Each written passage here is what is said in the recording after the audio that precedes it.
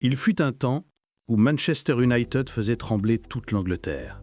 Old Trafford vibrait au rythme des victoires et le club était la fierté d'une nation. De 1992 à 2013, sous la direction de l'inégalable Alex Ferguson, United a régné en maître sur la Premier League, remportant 13 titres nationaux et marquant l'histoire du football mondial. La dernière couronne date de la saison 2012-2013. Ce fut la fin d'une ère et le début d'une longue traversée du désert. À l'été 2013, Ferguson tire sa révérence. Le club perd plus qu'un entraîneur. Il perd son général, son guide, sa colonne vertébrale. Pendant plus de 25 ans, tout tournait autour de lui. La stratégie, la discipline, l'identité, Ferguson incarnait Manchester United. À son départ, un vide s'installe. Un vide que le club n'a jamais vraiment réussi à combler. Le premier à tenter de reprendre le flambeau est David Moyes. Choisi personnellement par Ferguson, il hérite d'un groupe champion d'Angleterre, mais d'un vestiaire bâti pour son prédécesseur. Les résultats ne suivent pas, et dès la première saison, le rêve s'effondre. Le club termine 7e. Un choc, une blessure profonde pour des supporters habitués à l'excellence. Et surtout un signal. L'après-Ferguson ne sera pas simple. En coulisses, une autre réalité fragilise le club. Depuis 2005, la famille Glazer Family contrôle United.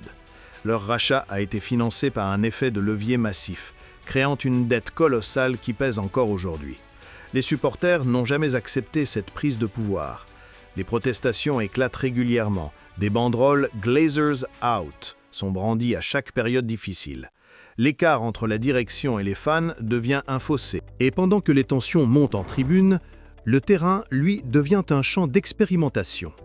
En 10 ans, United change d'entraîneur comme on change de costume. Moyes, Van Gaal, Mourinho, Solskjaer, Rangnick, Ten Hag. Chacun arrive avec son idée, son système, ses joueurs, mais aucun ne s'inscrit dans la durée. À chaque licenciement, un nouveau projet. À chaque projet, des recrutements massifs. À chaque recrutement, une nouvelle désillusion. L'instabilité devient une habitude. Et un club aussi grand que United commence à donner l'impression de tâtonner. Pourtant, l'argent ne manque pas. Depuis 2013, Manchester United a dépensé des milliards d'euros en transferts. Mais le problème n'est pas la dépense, c'est l'utilisation. Des joueurs surpayés, mal intégrés, recrutés sans logique de continuité. Des stars achetées pour répondre aux attentes médiatiques, pas à un plan sportif.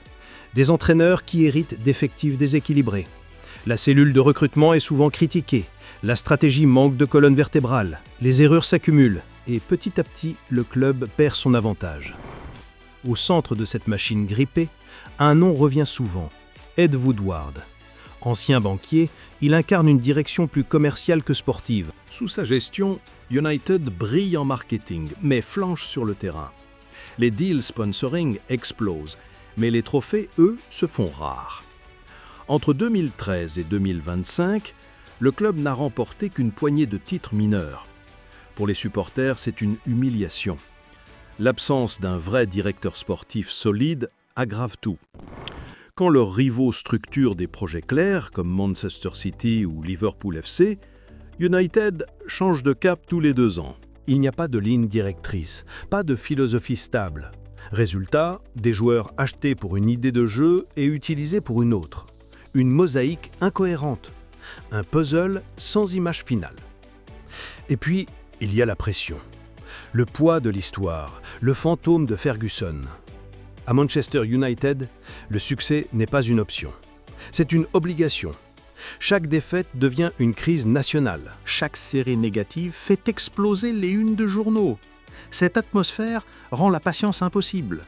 Les dirigeants paniquent, les entraîneurs se brûlent les ailes, les joueurs perdent confiance. La culture du résultat immédiat étouffe la construction d'un vrai projet. Sur le plan financier, malgré des revenus massifs, la dette reste élevée. Le club est puissant, mais prisonnier de ses propres choix. Des contrats gigantesques bloquent la masse salariale.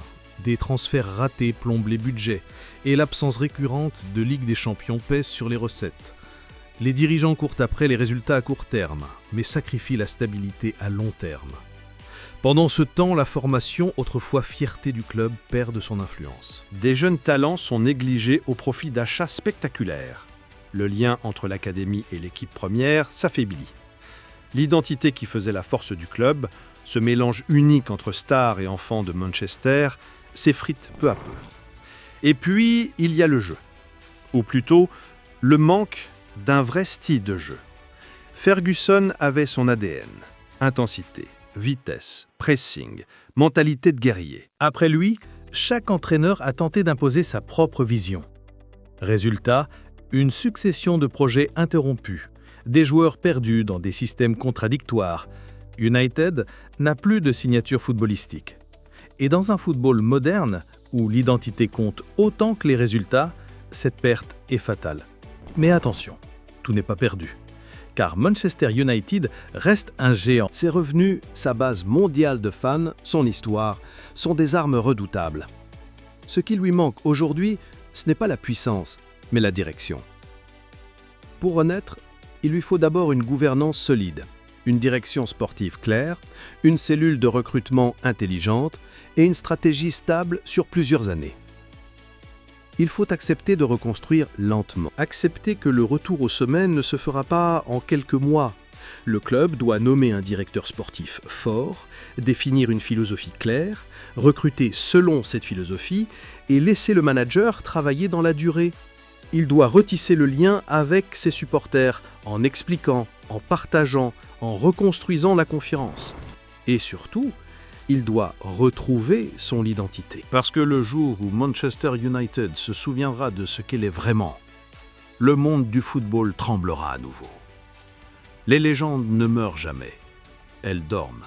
Et parfois, elles se relèvent plus fortes que jamais.